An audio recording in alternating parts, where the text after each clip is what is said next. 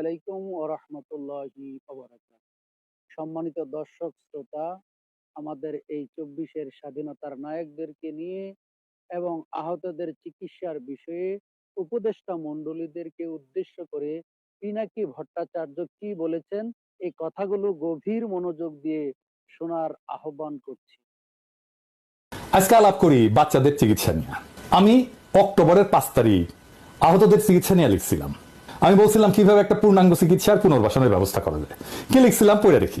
আমি যদি স্বাস্থ্য উপদেষ্টা হইতাম তাইলে জুলাই আগস্ট বিপ্লবের আহতদের জন্য ওয়ান স্টপ সার্ভিস চালু করতাম।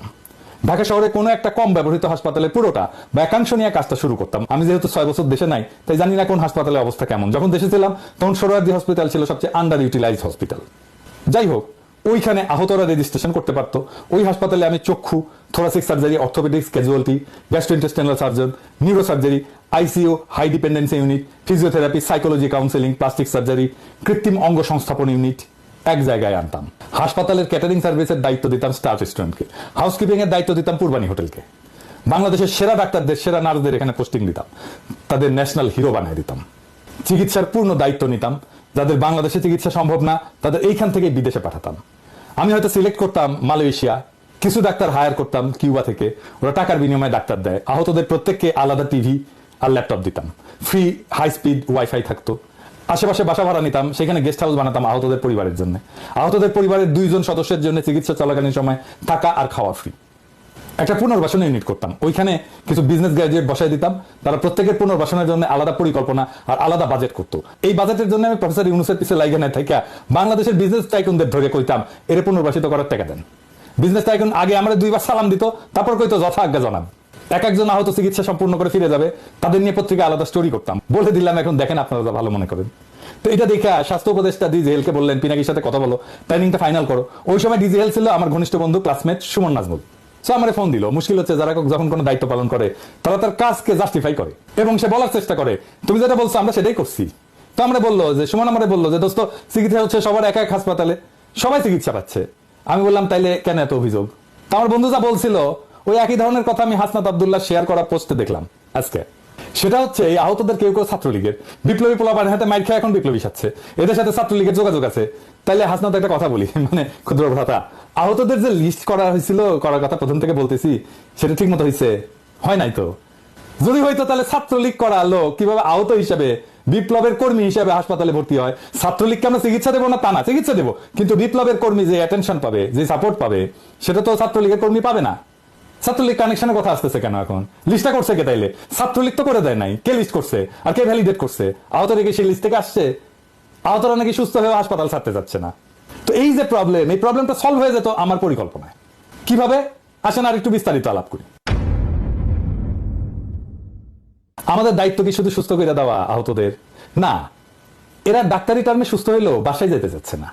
আমি সেই 1990 সালে মাইকেছিলাম, জানেন বোধহয়, পুলিশের আর জাতীয় পার্টির ভাঙা পায়ের চিকিৎসা হয় না ঠিক মতো। এক পা আর এক পা থেকে ছোট, কিন্তু আমার বেশি হাঁটা হাঁটলে এখনো কোমরের ব্যথায় ঘুমাইতে পারি না রাত্রে। একজন সম্পূর্ণ সুস্থ মানুষ বাংলাদেশে চাকরি বাকরি করতে পারে না, পায় না চাকরি। এই হচ্ছে বাংলাদেশের অবস্থা। তো একজন আহত, পঙ্গু, কেউ চোখে দেখে না, সে কিভাবে ভরসা পাবে যে সে তার জীবন চালাইতে পারবে? যাই হোক, আমি আমার বন্ধুরে বুঝাইতে পারি নাই যে কেন এটা ওয়ান স্টপ সার্ভিসেই করতে হবে, কেন আলাদা আলাদা হাসপাতাল চিকিৎসা দিয়ে কাজ হবে না। আমার টাইম তখন রাত 10টা। ওরা বললাম তুমি ঘুমাও, আমি পুরো রেশনাল বা যৌক্তিকতা তোমার একটা রাইট আপ করে দিচ্ছি, তুমি কালকে সকালে তোমার প্রপোজালের রেশনাল হিসেবে এটা অবিকল তুলে দিতে পারবা। আমি সারা রাত জেগে লিখলাম, সকালে পাঠাইলাম কেন এটা ওয়ান স্টপ সার্ভিসে, এই হাসপাতালের চিকিৎসাটা ওয়ান স্টপ সার্ভিস করে আমি যেভাবে বলছি সেভাবে করা দরকার। এরপরে তো সে ট্রান্সফার হয়ে গেল, পরে ডিজির সাথেও কথা বলছি, উনি জানেন নাই সব। আমারে নুরজান আপা ফোন দিছিলেন যে এই এপিসোডটা হওয়ার পরে আর কি, উনি বলতেছেন যে তোমার ভিডিওতে যে বললা আমি গাড়ি চাপা দিছি আহতদেরকে, এটা তো তুমি ভুল বলছো, আমরা তুমি একটু জিজ্ঞেস করবা না? আমি তো তোমার সেই পরিকল্পনা অনুযায়ী আমরা আলাদা করে চিকিৎসার উদ্যোগ নিচ্ছি। আমি বললাম আপা আল্লাহর ওয়াস্তে আমার সাথে কেউ কিছু বলে নাই, কেউ জিগায় নাই। আমি নতুন ডিজিরে জিগাইছিলাম, উনিও কিছু বলতে পারলেন না। এটা প্রসঙ্গত বলে রাখি, স্বাস্থ্য উপদেষ্টা নূরজাহান আপা আমার অত্যন্ত শ্রদ্ধাভাজন ব্যক্তি। আমি যখন গ্রামীণ ব্যাংকে কাজ শুরু করি, উনি তখন ট্রেনিং ডিপার্টমেন্টের চিফ। ওনার তত্ত্বাবধানেই আমার গ্রামীণ ব্যাংকের ট্রেনিং হয়। মানে গ্রামীণ ব্যাংকে যারা কাজ করে, মানে আমার কিন্তু গ্রামীণ ব্যাংকের ওই ম্যানেজারের ট্রেনিং আছে। খুবই স্নেহশীলা মহিলা, উনি খুবই স্নেহ করেন আমারে। এটা আবার আরেক সমস্যা, আপারে সেদিন কইলাম যে আমি যে বুড়া হয়ে গেছি এটা ওনার মনে থাকে না। উনি মনে করেন পিনাকি এখন ওই বাচ্চা ছেলে, ও কি বুঝে, এই কেবল পাশ করে আসছে মেডিকেল কলেজ থেকে, তাই মনে পাত্তা দেন না উনি। যাই হোক, আসেন কেন বলছিলাম ওয়ান স্টপ কেয়ার করতে হবে।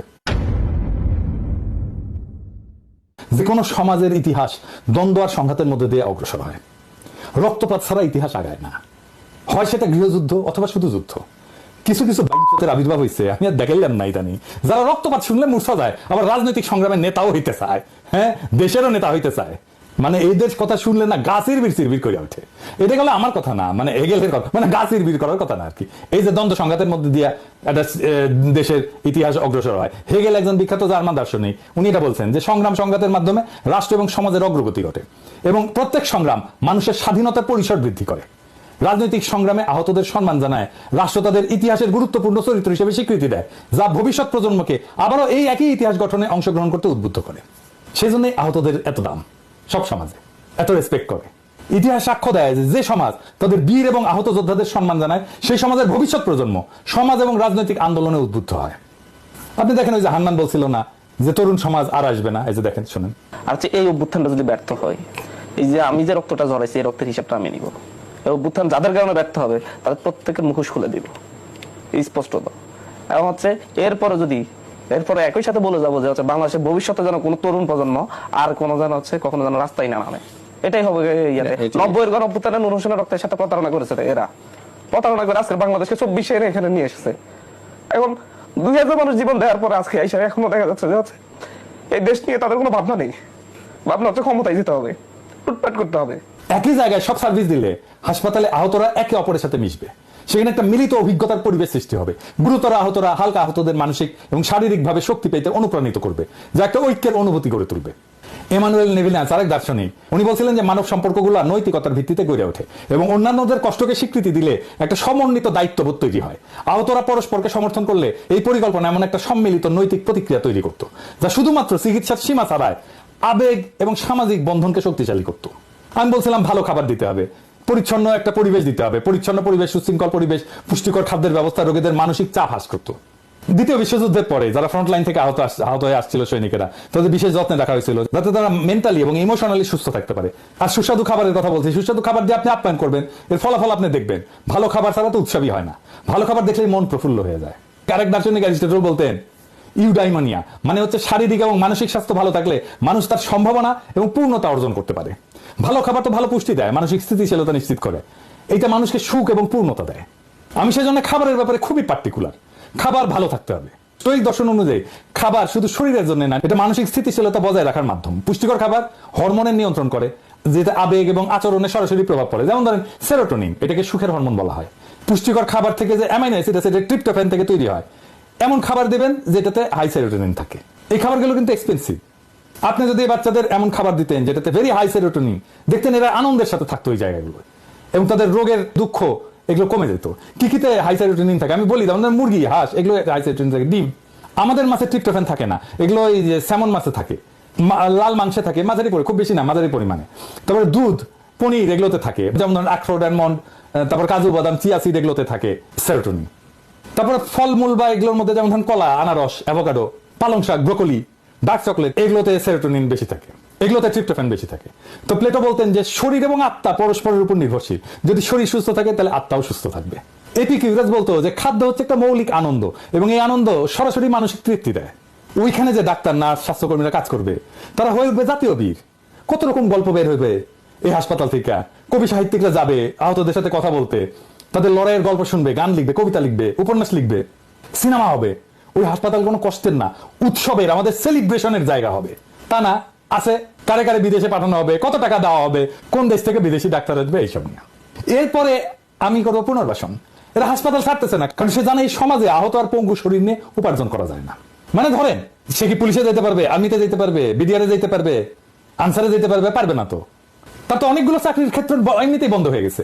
সরকার বলছে আমরা সারা জীবন চিকিৎসা দেবো, সারা জীবন খাবার, বাসস্থান, তার অবশিষ্ট শিক্ষা, সংসার কে দিবে? আর রাষ্ট্র দায়িত্ব নিবে এই কথায় তার আস্থা পায় না। কারণ রাষ্ট্র ঐতিহাসিকভাবে কোনো আহতের দায়িত্ব নিছে? 90-এর আন্দোলনে আমাদের সাথে আহত হয়নি অনেকে, আমি তো জানি।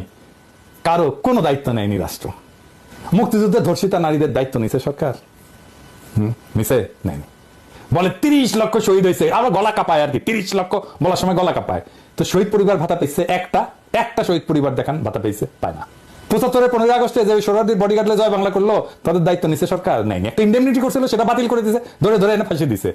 প্রফেসর ইউনূস বললে সেটা পালিত হবে, সেটা কোনো নিশ্চয়তা নাই। এটা অধ্যাদেশ তো তুড়ি মেরে উড়াই দিবে যে কোনো সরকার। যদি আমাদের শত্রু সরকার আসে তাহলে তো উড়াই দিবে এটা। তাহলে কেন তারা শুধু সারা জীবন চিকিৎসা হবে এই আশার বাণী শুনে চুপ থাকবে? ওদের পুনর্বাসন করতে হবে ওইখান থেকে। 20,000 আহত বাচ্চা, এটা সারা জীবনের জন্য পুনর্বাসিত করতে হবে। সেই কাজটা ওই একই জায়গা থেকে হইতে হবে, কোনো সমস্যা হবে না। তাইলে বিজনেস গ্রাজুয়েটরা প্রত্যেক আহত ব্যক্তির জন্য পৃথক পরিকল্পনা তৈরি করবে। মিশেল ফুকোর একটা কথা ছিল, notion of power and discourse. রাষ্ট্র আহতদের ঘিরা একটা ন্যারেটিভ তৈরি করতো, ন্যাশনাল ন্যারেটিভ, যা সমাজের মূল্যবোধকে প্রভাবিত করবে এবং সাধারণ মানুষকে বীরত্বের পথে উদ্বুদ্ধ করবে। সেটা না কইরা কি করতেছে? মাথার মধ্যে কোনো চিন্তা নাই, দুর্বল চিন্তার মানুষ। বুড়া খাটাস তো মাথায় কোনো আইডিয়া আসে না। এই কাজে টাকা লাগতো না, আমি বলছিলাম টাকা তুলে দেবো, জনগণের জন্য টাকা দিতে প্রস্তুত। প্রফেসর ইউনূস নিজে বলতেন সব কাজে টাকা লাগে না, কোথাও কোথাও উদ্যোগ লাগে। যেমন উনি উদাহরণ দিতেন, এটা খোলা মাঠে আঁকবো না, এটা বাস্তবায়নের জন্য তো টাকা লাগে না, লাগে উদ্যোগ। ওনার আশেপাশে উদ্যোগী, উদ্যমী, বুদ্ধিমান, ক্রিয়েটিভ, সৃজনশীল মানুষ নাই। যারা আছে তারা চিন্তাতে সক্ষম না। এই ধ্বজভঙ্গ উপদেষ্টা পরিষদ ভেঙে দিতে হবে, দক্ষ উদ্যমী লোকদের দায়িত্ব দিতে হবে। তাইলেই আমরা আমাদের সমর্থন অব্যাহত রাখবো। নয়তো একদিকে আওয়ামী লীগ, আর একদিকে হাসিনা চট করে ঢুকে যাওয়ার আশা, আর একদিকে আফসোস লীগ, ডাইনে ইন্ডিয়া, উপরে ট্রাম্পের উপদেষ্টা হয়েছে, ইসকনের তুলসী গ্যাবার্ড ও বাম্বু খাবেন। আমরা দরিদ্র মানুষ, পপকর্ন খানোর পয়সা নাই, তাই মুড়ির টিন নিয়ে বসবো। সেদিন বুঝবেন এই 2 পয়সার হরিদাস পালেরা ইউটিউবাররা কি কইছিল। মুরব্বীরা কয় না যে আজ বুঝবে না, বুঝবে কাল, পাঁচা থাকবে আর পাইবা গাল। ওইটা আপনাদের ক্ষেত্রেও হবে, আজ বুঝবেন না, বুঝবেন কাল, তারপর পাঁচা থাকবেন আর পারবেন গাল।